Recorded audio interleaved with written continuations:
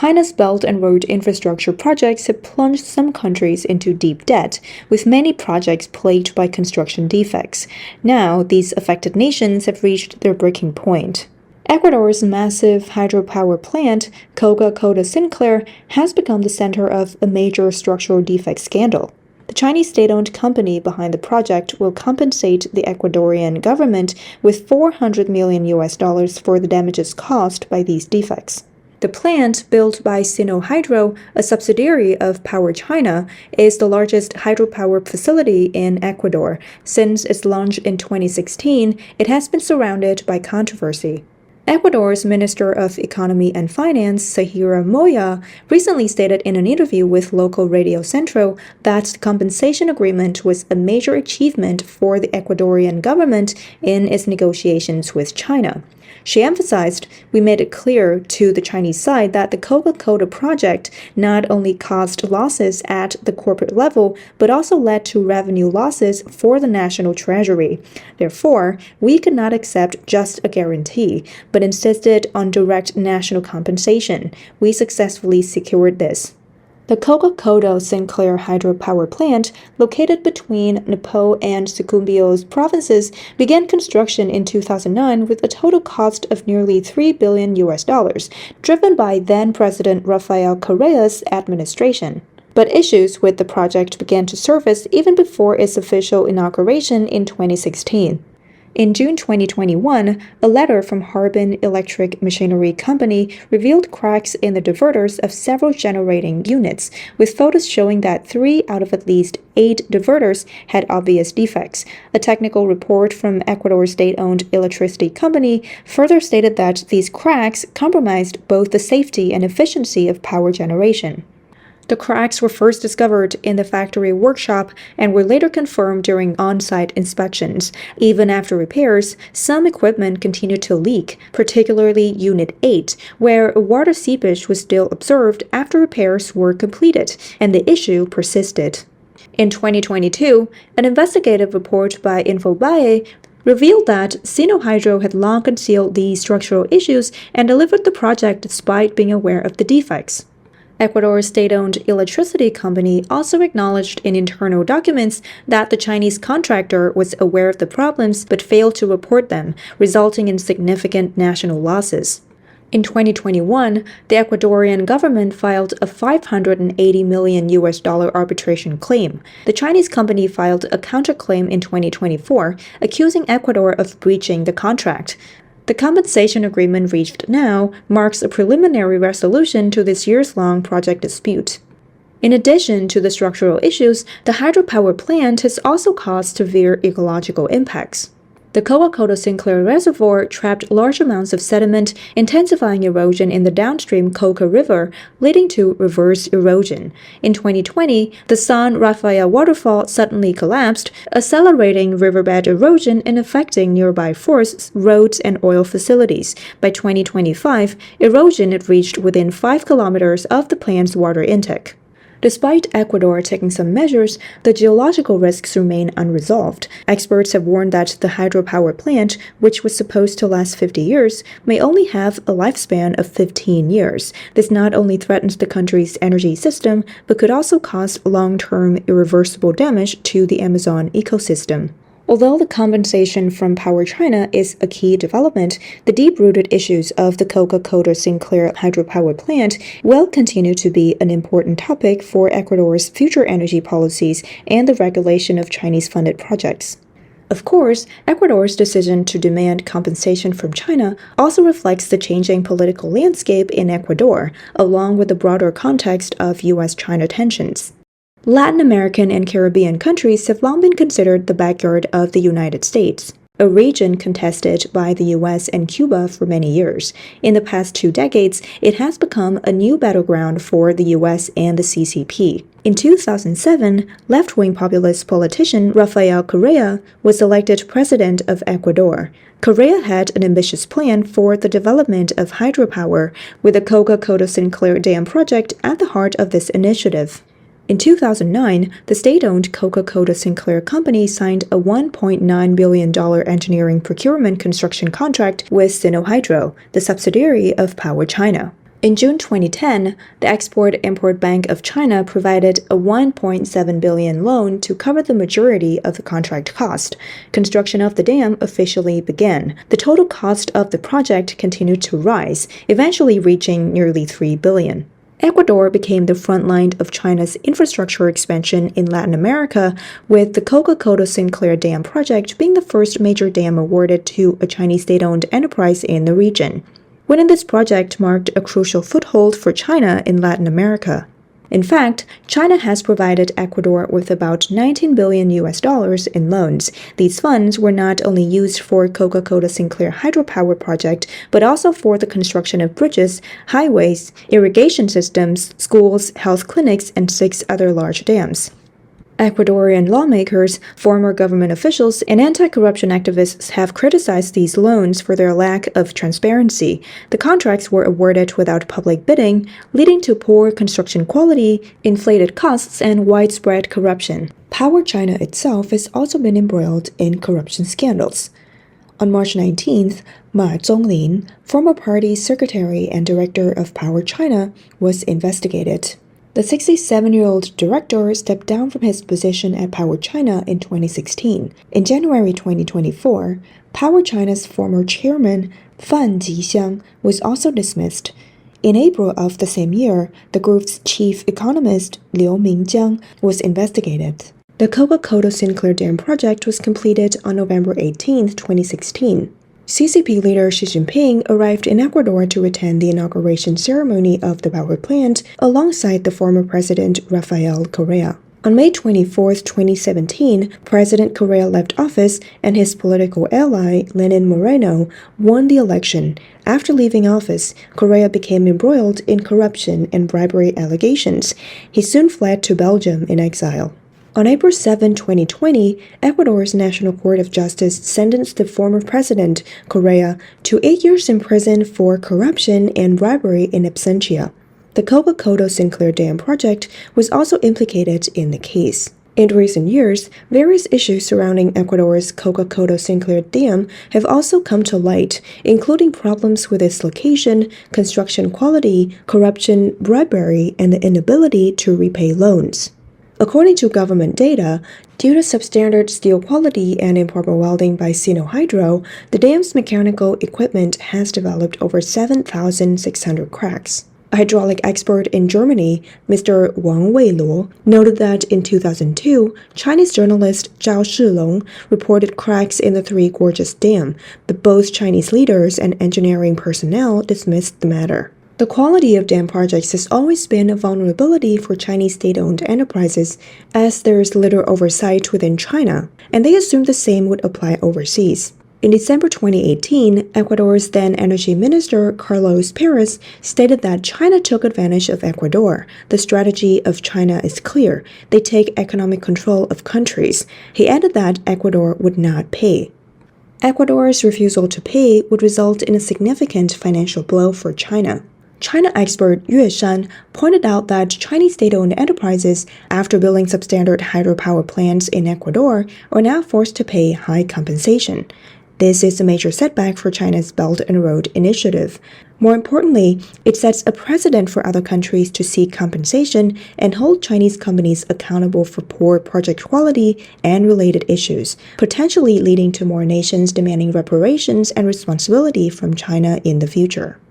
According to official sources, Chinese state-owned enterprises have undertaken more than 70% of hydropower projects outside of China, totaling over 300 projects.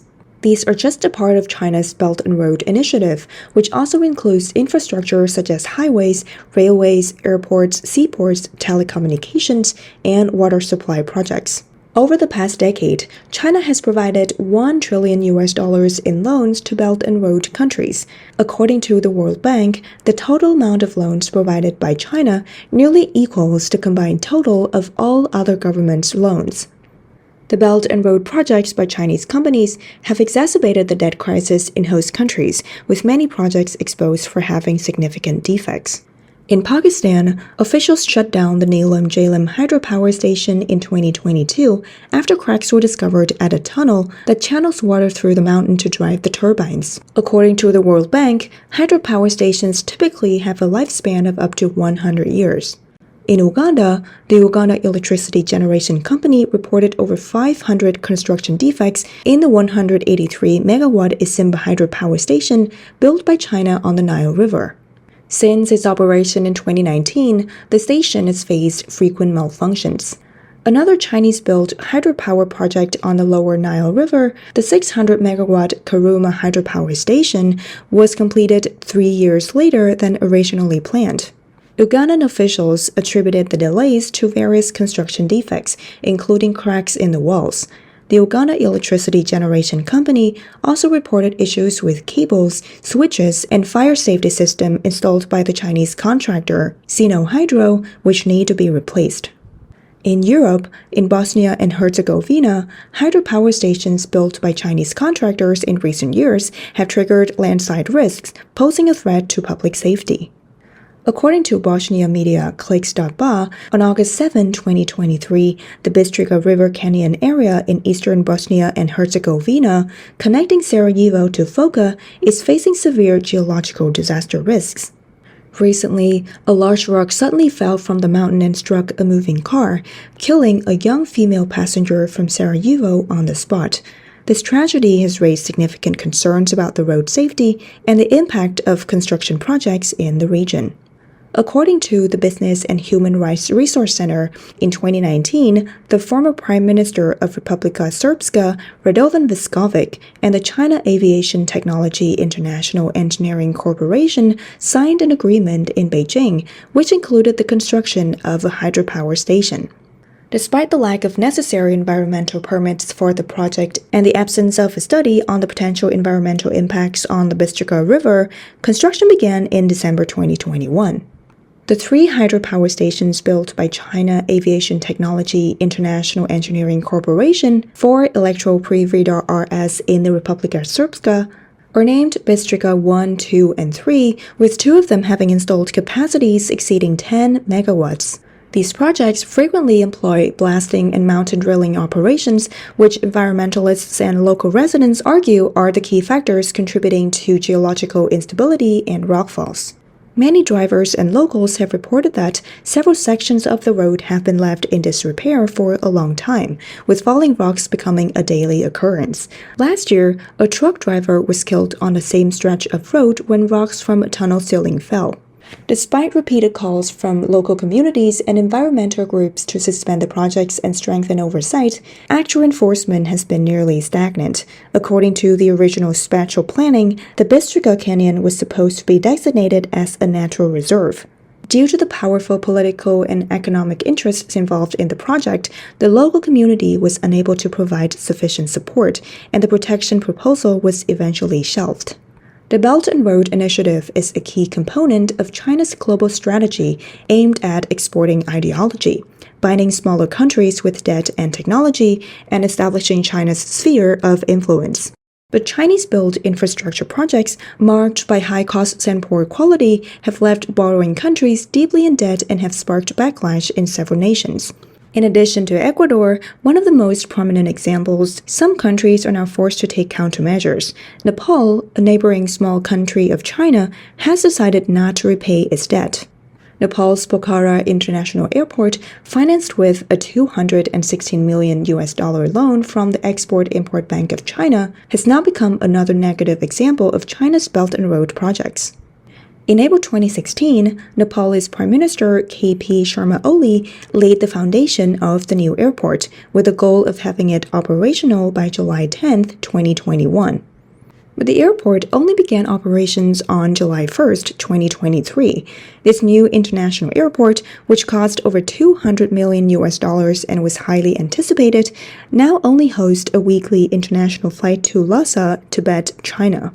According to the loan agreement, The Export-Import Bank of China provided a low-interest loan with a 20-year term. For the first 7 years, only interest payments were required, and the principal would be repaid over the following 13 years. The loan agreement stipulated that the project must be constructed by a Chinese company with raw materials and job opportunities benefiting China. The project was solely handled by CAMC Engineering, a subsidiary of China National Machinery Industry Group. After signing the contract, the contractor independently submitted the feasibility study and detailed designs, leaving Nepal with no input. Later, Nepal discovered that the prices for materials purchased by the Chinese company were inflated, with many items costing 2 to 3 times more than the market price. On April 17, 2025, Nepal's Public Accounts Committee (PAC) released a shocking investigation report, revealing that the new international airport is fundamentally non-compliant with standards. The airport's radar system, navigation equipment, and communication facilities do not meet the International Civil Aviation Organization (ICAO) standards. The radar system has been unable to be calibrated for a long time and still does not operate properly, leading international airlines to question flight safety. As a result, no airline is willing to open routes to this airport. The investigation found that CAMC Engineering failed to pay taxes, did not complete the project according to specifications, and used substandard construction materials. They also did not carry out essential tasks like excavating, backfilling, or laying the runway gravel as required by the contract. The report further revealed that the company received payments for incomplete work, including fuel supply facilities and HVAC systems, despite the contract specifying that CAMC Engineering was obligated to pay custom duties and VAT for equipment imported from China. Nepalese authorities waived $16 million in taxes for the company. Additionally, the contract required the construction of 2 runways for takeoff and landing, but due to safety concerns, the second runway was closed, leaving the airports with only 1 operational runway. The head of the investigation stated, "This is a massive corruption case, and the corrupt bureaucrats and politicians involved in this scam must be punished." The grace period for China's loan will expire in 2026. Last year, Nepal's prime minister had to visit China to request that the loan be converted into a grant, effectively writing off the debt. Although the Chinese government has not responded, if Nepal continues to neglect the issue, China has little recourse. A vlogger commented, expressing hope that the countries involved in the Belt and Road Initiative will wake up soon and stop collaborating with the CCP in the future. On March 28, a 7.7 magnitude earthquake struck Myanmar, causing the collapse of the 30-story Thai National Audit Office building in Bangkok, resulting in at least 89 deaths. This was the only building in Thailand to collapse during the earthquake, raising concerns among Thai authorities about construction quality. The National Audit Office building was constructed through a partnership between one of Thailand's largest construction companies, Italian Thai Development, and China Railway No. 10 Engineering Group's Thai subsidiary. Under domestic public pressure, the Thai government intervened in the investigation. Thai prosecutors charged 23 individuals and entities, including Thai Construction Tycoon and China Railway No. 10 Engineering Group's Thai subsidiary, accusing them of violations during the construction process. The major infrastructure of a country is often referred to as a great national asset. As Xi Jinping once said, the CCP aims to control these great national assets, and similarly, the countries involved in the Belt and Road Initiative may, for some reasons, ultimately take control of these great national assets themselves. The series of international legal disputes involving Chinese state-owned enterprises ultimately centers around one issue: whether the money China invests can be recovered with interest, particularly as China's own economy faces difficulties and its national coffers run dry, while domestic efforts are made to squeeze wealth from the people. Will these nations who have endured so much oppression continue to tolerate it? After the US-China trade war erupted this year, Beijing attempted to rally Belt and Road nations to join forces against the US. In April, the wife of Singapore's former Prime Minister Ho Ching shared an article that criticized Xi Jinping's leadership over the past 12 years, comparing his style to that of a gangster boss.